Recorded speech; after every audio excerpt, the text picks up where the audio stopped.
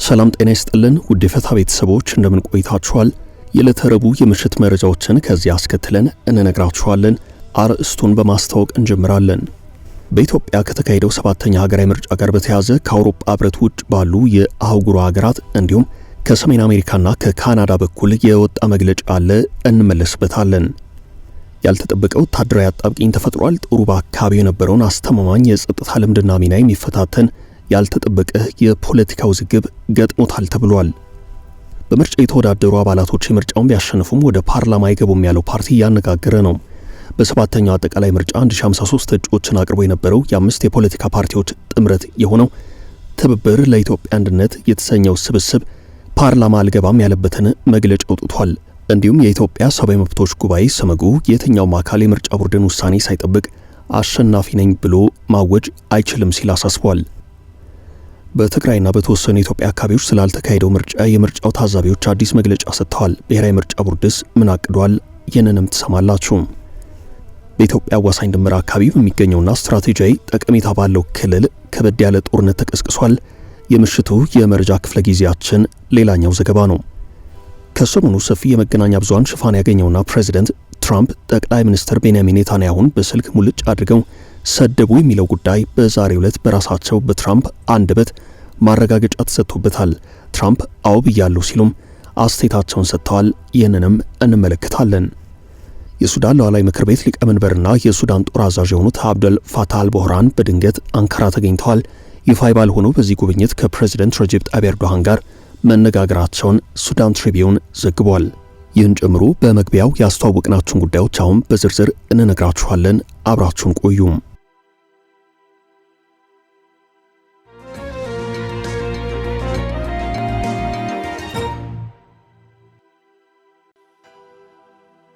ጦሩ አጣብቂኝ ውስጥ ገባም።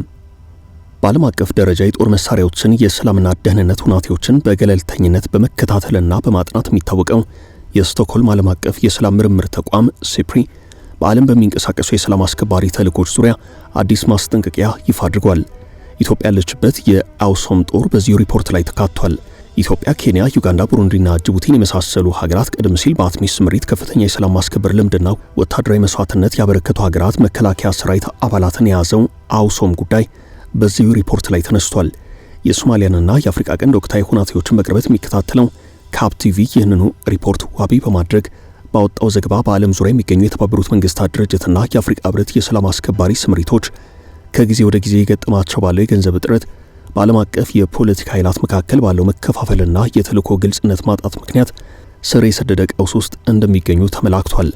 ተቋሙ ባወጣው አጠቃላይ መግለጫ በተለይ አጽንኦት የሰጠው የአፍሪካ ህብረት የሽግግር ተልእኮ ተጠናቆ በአዲስ መልክ በሶማሊያ ምድር ለመሰማራት በዝግጅት ላይ የሚገኘው የአፍሪካ ህብረት የሶማሊያ የደህንነት ድጋፍ ተልእኮ አውሶም የዚሁ ዓለም አቀፍ አጣብቂኝ ዋነኛ ሰለባ ሊሆን እንደሚችል ነው የተነገረው።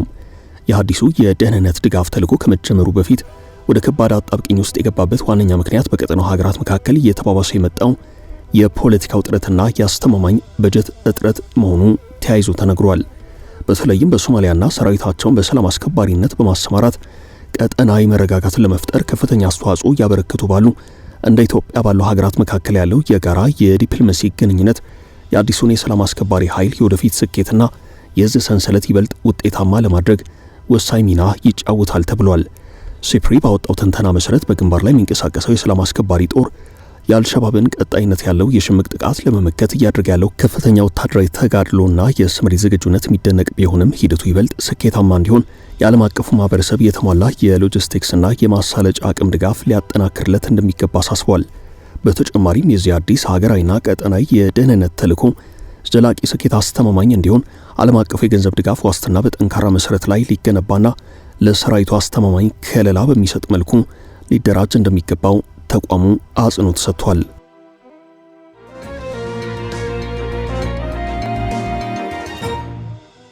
የአውሮፓ ህብረት ስለ ኢትዮጵያ ምርጫ ባለፈው ግንቦት 24 ቀን 2018 ዓ.ም የተካሄደውን ሀገራዊ ምርጫ ሳይታዘብ የቀረው የአውሮፓ ህብረት በዛሬው ዕለት መግለጫ አውጥቷል። መግለጫ ያወጣው በህብረቱ በኩል ብቻ ሳይሆን በእንግሊዝ እንዲሁም በኢትዮጵያ አውሮፓ ህብረት ልዑክና በአዲስ አበባ የሚገኙ የህብረቱ አባል ሀገራት ኤምባሲዎች ጭምር መግለጫውን ከህብረቱ ጋር ካወጡ የአውሮፓ ህብረት አባል ሀገራት ኤምባሲዎች መካከል የጀርመንና የፈረንሳይ የዲፕሎማሲ ተልእኮች ይገኙበታል። በአጠቃላይ የህብረቱ ተልእኮ እንዲሁም መቀመጫቸውን በአዲስ አበባ ካደረጉ 25 ኤምባሲዎች ጋር ተያይዞ በምርጫው ዙሪያ መግለጫ ወጥቷል። የአውሮፓ ህብረት አባል ሀገር ያልሆኑት ካናዳ፣ ኖርዌይና ስዊትዘርላንድ ምርጫውን የተመለከተ መግለጫ ካወጡት መካከል ይገኙበታል። የጋራ መግለጫውን ያወጡት አካላት በኢትዮጵያ ግንቦት 24 ቀን 2018 ዓ.ም ምርጫ መካሄዱን በበጎ እንደሚቀበሉት አያይዘው ገልጸዋል። ግንቦት 24 ቀን 2018 ዓ.ም ምርጫ ያልተካሄደባቸው የምርጫ ክልሎች ድምጽ የመስጠት እድል ይሰጣቸዋል የሚል ተስፋ እንዳላቸው አቋማቸውን አንጸባርቀዋል። በመግለጫቸው የብሔራዊ ምርጫ ቦርድ የምርጫ ሰራተኞች፣ የፖለቲካ ፓርቲዎች እጩዎችና የሲቪል ማህበራት ተዋናዮች ያበረከቱትን አስተዋጽኦ እናደንቃለን ብለዋል።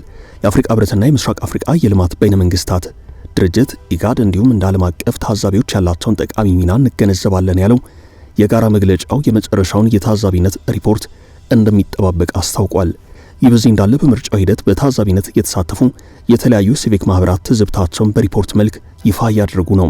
በትናንትናው ዕለት የኢትዮጵያ ሰብአዊ መብቶች ኮሚሽን፣ በዛሬው ዕለት ደግሞ የኢትዮጵያ ሰብአዊ መብቶች ጉባኤ ሰመጉ ትዝብታቸውን ይፋ አድርገዋል። ጉባኤው 433 ቋሚና ተዘዋሪ ታዛቢዎችን በማሰማራት በተለያዩ የሀገሪቱ አካባቢዎች ምርጫውን እንደታዘበ አስታውቋል። ታዛቢዎቹ ከ800 በላይ የምርጫ ጣቢያዎችን እንደተመለከቱ የጠቀሰው ጉባኤው ሀገር በቀሉ የመብት ተሟጋች ተቋም በአንጻራዊነት ስኬታማና ሰላማዊ የሆነ ምርጫ ተከናውኗል ብሏል። መራጮች በምርጫው ቀን ድምጻቸው ለመስጠት የነበራቸውን ተነሳሽነት፣ በአብዛኛው የምርጫ ጣቢያዎች የነበረው የምርጫ ቁሳቁስ አቅርቦት በቂ በሚባል ደረጃ መኖሩ፣ ምርጫው በተከናወነባቸው በአብዛኞቹ የሀገሪቱ ክፍሎች የጎላ የጸጥታ መደፍረስ ሳያጋጥም የድምጽ አሰጣጥ ሂደቱ መጠናቀቁን በበጎ ተመልክቻለሁ ብሏል። እንዲያም ሆኖ ሚስጥራዊ ድምጽ መስጫ ሳጥን ውስጥ መራጭ እያለ ወደ ውስጥ በመግባት የስነ ልቦና ጫና ማድረግ፣ ከፍተኛ የመራጮች ሰልፍ መኖር፣ በተወሰኑ ቦታዎች ያልተፈቀደላቸው ግለሰቦች በምርጫ ጣቢያ ውስጥ መገኘት፣ የጸጥታ አካላት ከምርጫው ጣቢያው በተፈቀደላቸው ርቀት ጠብቆ አለመገኘትን ተቋሙ መስተካከል ይገባዋል ሲል እንደታዘበ አያይዞ ጠቅሷል።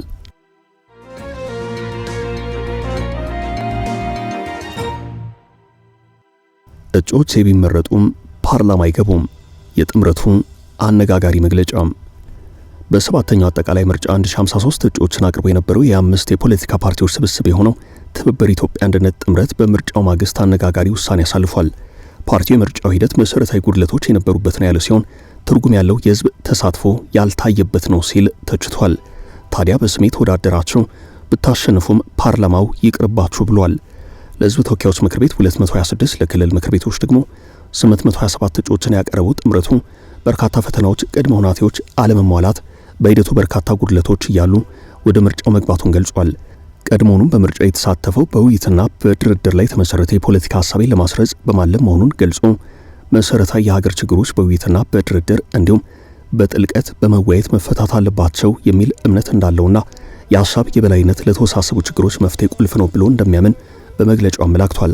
ጥምረቱ ወደ ምርጫ የገባው ልፈትን ነው ሲል የተሰማ ሲሆን በመግለጫው በሂደቱ ላይ የነበረው ተሳትፎ በሂደቱ ውስጥ የታዩትን ተጨባጭ ድክመቶች ለማጋለጥ የታለመ እንደነበር አስታውቋል።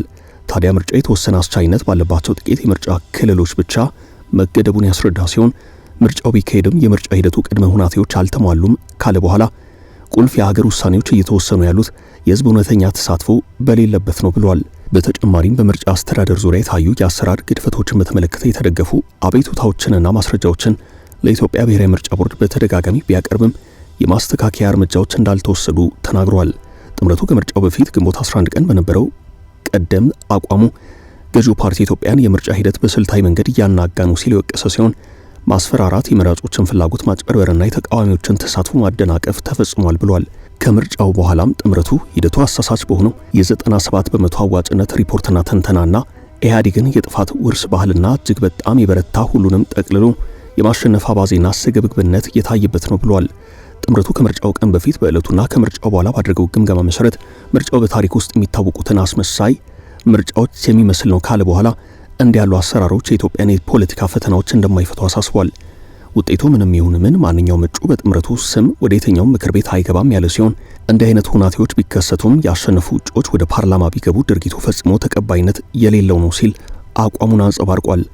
ትብብር ለኢትዮጵያ አንድነት ጥምረት ወደፊት በሚኖረው ሂደት የአስመሳይ ምርጫ የሚለው ስርዓት በህዝብ የበላይነት በሚከበርበት ስርዓት እስኪተካ ድረስ የፖለቲካ ትግሉን እንደሚቀጥል የገለጸ ሲሆን በቅርብ ጊዜ ውስጥ የህዝብ ተሳትፎ ላለው ሰላማዊ ትግል ዝርዝር ፍኖተ ካርታ ይፋ አድርጋለሁ ብሏል።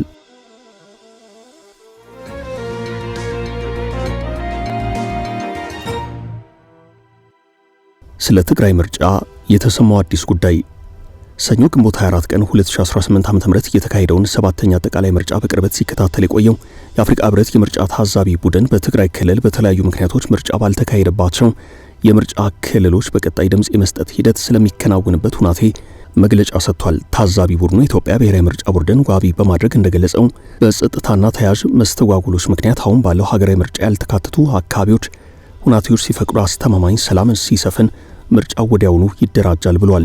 በርሜትሪክስ የተሰኘ የወሬ ምንጭ መግለጫውን አያይዞ ባወጣው ዘገባ የምርጫው ሙሉ አካታችነት በቀጣይ በሚከናወኑ ተግባራት ላይ እንደሚወሰን ጠቁሟል።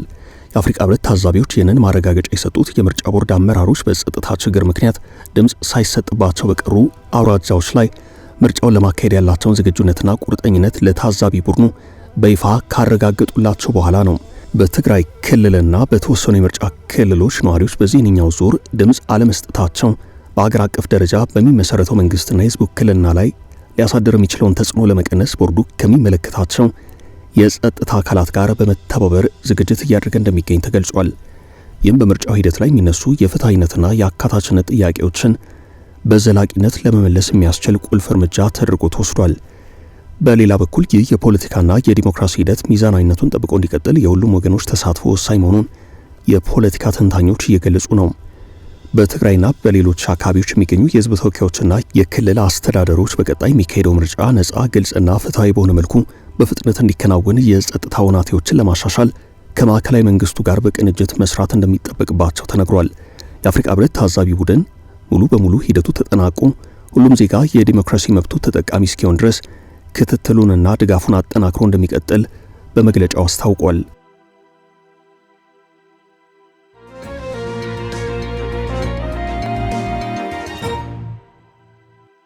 የድንበሩ ወታደራዊ ስምሪት ከሰዓታት በፊት በወጣውና የሱዳንን ወቅታዊና ወታደራዊ ፖለቲካዊ ሁናቴዎች በቅርበት በጥልቀት በሚከታተለው ሱዳኒዝ ኤኮ የዜና ምንጭ ይፋ የሆነው መረጃ በኢትዮጵያ ወሳኝ የድንበር አካባቢ በሚገኘውና ስትራቴጂያዊ በሆነው የሱዳን ብሉ ናይል ሰማያዊ አባይ ክልል ውስጥ ከባድ ጦርነት ተቀስቅሷል።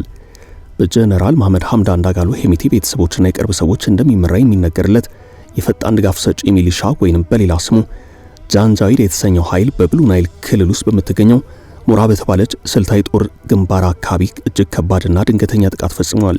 ይሁን እንጂ የሱዳን መደበኛ የጦር ኃይላት የተሰነዘረባቸውን ይህንን ሰፊ ጥቃት በከፍተኛ ወታደራዊ ሁናቴ ማክሸፍ የቻሉ ሲሆን በአጥቂው የፈጣን ድጋፍ ሰጪ ሚሊሻ ላይ እጅግ ከባድ የሰው ኃይልና የጦር መሳሪያ ውድመት ማስከተላቸውን የወሬ ምንጩ ዘግቧል። ይህ አሁን በድንበር አካባቢ የተቀጣጠለው የተጠናከረ የኃይል እርምጃና መጠነ ሰፊ ጦርነት የተነሳው የሱዳን መደበኛ ጦር በአካባቢው ወደምትገኘውና ለሁለቱም ተፋላሚ ወገኖች እጅግ ወሳኝ የሎጂስቲክስና የወታደራዊ በላይነት መቆጣጠሪያ እንደሆነች ወደሚነገርላት የኩርሙክ ከተማ ለማምራት የሚያደርገውን ጉዞ ለማደናቀፍ በሚሊሻው ቡድን በኩል ተከታታይ የሆኑ የሽምቅ ውጊያ ሙከራዎች እየተደረጉ ባለበት ወቅት ነው። በአሁኑ ሰዓት የሱዳን መደበኛ የጦር ኃይላት በኩርሙክ ከተማና አካባቢዋ ያለውን ወታደራዊ ጫና፣ የከባድ መሳሪያዎች ድብደባና የአየር ጥቃት በከፍተኛ ሁናቴ እያጠናከሩት ሲሆን የጦር ኃይሉ እግረኛ ጦር ወደ ከተማዋ እምብርት ይበልጥ እየተቃረበ ነው ተብሏል። የመጠነ ሰፊ ዘመቻ የፈጣን ድጋፍ ሰጪ ኃይል RSF በአካባቢው የነበረውን ወታደራዊ እንቅስቃሴና ይዞታ ለመደምሰስ የተወጠነ የሱዳን መንግስት ትልቅ ወታደራዊ ስምሪት ነው። ይህ በኢትዮጵያ አዋሳኝ በሆነው በብሉ ናይል ክልል የተቀጣጠለው አዲስ ውጊያ ዋነኛ ዓላማው በኢትዮጵያና በሱዳን መካከል የሚገኘውን እጅግ ስልታዊ ድንበር መስመር ለመቆጣጠር ታስቦ የሚከናወን የመንግስት ዘመቻ ነው ሲል የወሬ ምንጩ ዘግቧል። በሌላ በኩል የፈጣን ድጋፍ ሰጪ ኃይላት RSF ደጋፊዎችና ተሟጋቾች ወታደራዊ ምንጮች የሚሰጡትን መግለጫ ውድቅ ያደርጋሉ። ቡድኑ ለብሉ ናይል ክልል ያለው ይዞታ ጠንካራ መሆኑን የመንግስትን የጦር ኃይላት ጥቃት በብቃት እየመከተ እንደሚገኝ ይናገራሉ። የገለልተኛ ወታደራዊ ተንታኞች እንደሚናገሩት በሁለቱም ወገኖች በኩል የሚሰጡ የድል ዜናዎች የስነ ልቦና ጦርነት አካል ሲሆኑ በተለይም በኩርሙክና በሞራ አካባቢዎች የሚካሄደው ውጊያ በሁለቱም በኩል ከፍተኛ መስዋዕትነት እየጠየቀ እንዳለ ተናግረዋል። ውጊያው በቀጥታ ወደ ኢትዮጵያ ድንበር አቅራቢያ በከፍተኛ ሁናቴ እየተቃረበ ሲሆን በአጎራባች ሀገራት የጸጥታ ሁናቴ ላይ በድንበር አካባቢ በሚገኙ የሁለቱም ሀገራት ሲቪል ዜጎች የዕለት ተዕለት እንቅስቃሴ ላይ በስደተኞች ፍሰት ላይ ሊያሳድር የሚችለው ቀውስና ተጽዕኖ የከፋ ነው ተብሏል። በቅርቡ ከሱዳን ብሉ ናይል አቅጣጫ የተተኮሰ የድሮን ጥቃት በኢትዮጵያ ድንበር በምትገኘው ኩርሙክ ከተማ ላይ አርፎ በሰላማዊ ሰዎችና በእርዳታ ሰራተኞች ላይ ጉዳት ማድረሱ ይታወሳል። በሱዳን ባለው የእርስ በርስ ግጭት ምክንያት በርካታ የሱዳን ዜጎችና የተለያዩ ሀገራት ተፈናቃዮች ድንበር አቋርጠው በኩርሙክ በኩል ወደ ኢትዮጵያ እየገቡ ነው።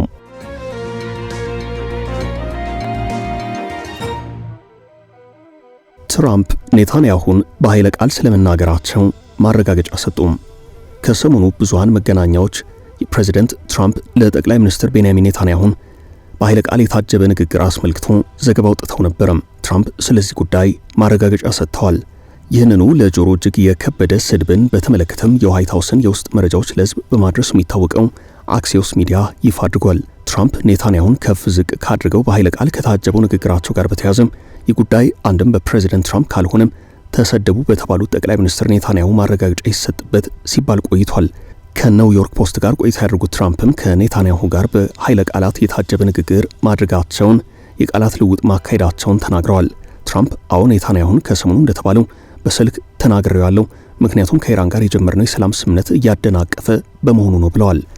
ኔታንያሁ ለሚዲያ በማይበቁ ጸያፍ ቃላት ተናግረዋል የተባሉት ትራምፕ ሁለቱን መሪዎች ለዚህ ከባድ የግንኙነት መቃቃር ያበቃቸው እስራኤል የሂዝቦላ አከርካሪን እሰብራለሁ በሚል በሊባኖስ ላይ ቀጠለችውን ጥቃት ተከትሎ ኢራን በሊባኖስ ላይ ጥቃቱ እስከቀጠለ ድረስ በድርድሩ የመቀጠል ፍላጎት እንደሌላት ማሳወቋን ተከትሎ ነው።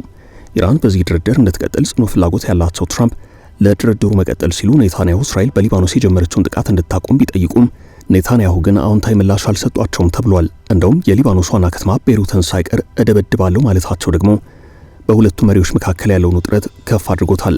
ትራምፕ ስልክ አንስተው ኔታንያሁን በኃይለ ቃል እንደተናገሯቸው ነው ከሰሞኑ የወጡ ዘገባዎች ያመላከቱት። ታዲያ በዚህ መሃል በቀጭኑ ሽቦ ትራምፕ ስልክ መጥተው ወደ ኔታንያሁ በመደወል በኃይለ ቃላት እንደተናገሯቸው ነው የተዘገበው። የትራምፕ በጸያፍ ቃላት የታጀበ ቁጣን በተመለከተ ለመጀመሪያ ጊዜ በአክሲዮስ ሚዲያ በኩል ወሬው የወጣ ሲሆን ከሰዓታት በፊት ደግሞ ትራምፕ አዎ ተናድጄ ኔታንያሁን ተናግሬዋለሁ በማለት ጠቅላይ ሚኒስትሩን የተናገሩባቸው ከበድ ያሉ ቃላት ሳይቀር መልሰው የደገሙበት ሁኔታ ታይቷል።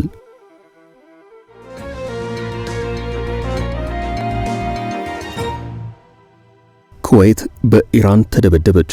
አሜሪካ ጥቃት ሰንዝራብኛለች በሚል ኢራን ኩዌትን ክፉኛ መታለች። በድሮን ከደረሰው መጠነ ሰፊ ጥቃት ጋር በተያያዘ የኩዌት ዓለም አቀፍ አየር ማረፊያ በረራዎችን ሊያስተናግድ በማይችልበት ደረጃ ተመቷል። ኢራን ለደረሰብኝ ጥቃት ምላሽ እየሰጠው ነው ብላለች። ያጠቃውትም የአሜሪካንን የኩዌት ወታደራዊ ጦር ሰፈር ነው ብላለች። ኢራንን በተከታታይ ባደረሰችባት የድሮንና የሚሳኤል ጥቃት ክፉኛ ተጎድታ የነበረችው ኩዌት የተኩስ አቁም ስምምነት መደረጉን ተከትሎ እፎይታን አግኝታ የነበረ ቢሆንም በአዲስ መልኩ ባገረሸው የአሜሪካ ኢራን የተኩስ ልውውጥ ኤርፖርቷ እስከ መዘጋት ደርሷል። እንደ ፎክስ ኒውስ ዘገባ ከሆነ የኢራን የድሮን ጥቃት በመንገደኞች ማስተናገጃ ላይ የነበሩ ከደርዘን በላይ ሰዎች እንዲቆስሉ ምክንያት ሆኗል። በዚህ ጥቃት የአንድ ሰው ሕይወት ማለፉም በዘገባው ላይ ተካቷል።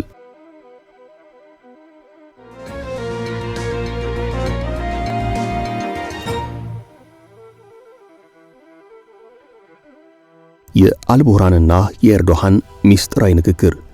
የሱዳን ሉዓላዊ ምክር ቤት ሊቀመንበርና የሱዳን ጦር አዛዥ የሆኑት ጀነራል አብዱልፈታህ አልቡርሃን በድንገት አንካራ ተገኝተዋል። አልቡርሃን ሳይነገር አንካራ የገቡት ትናንት ማክሰኞ ዕለት ሲሆን ከሱዳን መነሳታቸውም ሆነ ቱርክ እያቀኑ ስለመሆኑ የወጣ ምንም አይነት መረጃ አልነበረም። የሱዳን ሉዓላዊ ምክር ቤት አልቡርሃን አንካራ መግባታቸውን ተከትሎ አጭር የጽሑፍ መግለጫ ያወጣ ሲሆን በይፋ ያልተነገረው ንግግር በሁለቱ ሀገራት የጋራ ትብብርን በማጠናከር ላይ ያተኮረ ነው ብሏል። መግለጫው ንግግሩ ሱዳንና ቱርክ በምን መልኩ መተባበር እንደሚችሉ መንገዶች የተመላከቱበት ነው ብሏል። አልቡርሃንና ኤርዶሃን በቀጠናዊና ዓለም አቀፋዊ ጉዳዮች ላይ መምከራቸውን የምክር ቤቱ መግለጫ አመላክቷል። ምክር ቤቱ ይህን ቢልም አልቡርሃን ሳያሳውቁ ወደ ቱርክ ያመጣቸው ጉዳይ አጣዳፊ የመሳሪያ አቅርቦት ፍላጎት ስለመሆኑ ጉዳዩን በቅርበት የሚከታተሉ አስተያየት ሰጪዎች ይናገራሉ።